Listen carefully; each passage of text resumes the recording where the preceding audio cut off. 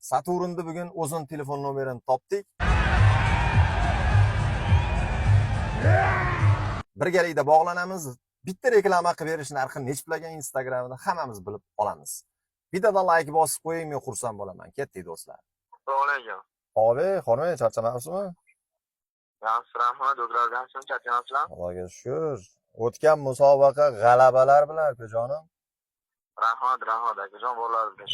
Joningiz omon bo'lsin, juda xursand bo'ldik. Qani sog' bo'ling akajon. Ha, akajon bitta masala bo'yicha telefon qilib turgandim. Xo'p. Istoriya bilan post qo'yishimiz kerak bizlar reklama.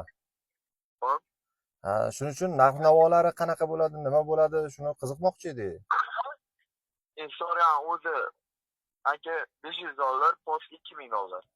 Ha, masalan, yillik shartnoma qilib olsak qanaqa bo'ladi 1 yilga? Yillik shartnomani aytasiz, misol 3 oy, 3 oy, 5 oy, 6 oy yoki qanchadir vaqtini aytasiz. Historia bilan post narxini anoni nechtaligini aytasiz, keyin men menejerlarga tashlayman. Ular hisob-kitob qiladi, narxni aytadi aka. Ha. O'zim men muntazam qatnashishim kerak-da aka. Ha, o'zingiz kelishingiz kerak, ha? U narsada muntazam qatnashish kerak-da. U keyin o'sha anrazi bizga qiziqtirmay qo'yapti-da anoni.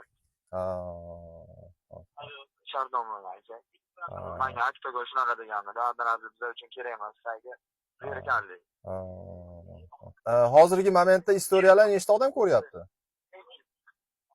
350 ming, hozir 370 mingdan ko'rgan bo'lsa kerak. Endi 24 soatda shu 400 ming yaqin ko'radi. Ha. Xudo xolasa bo'lmasa sizga aloqaga chiqamanman.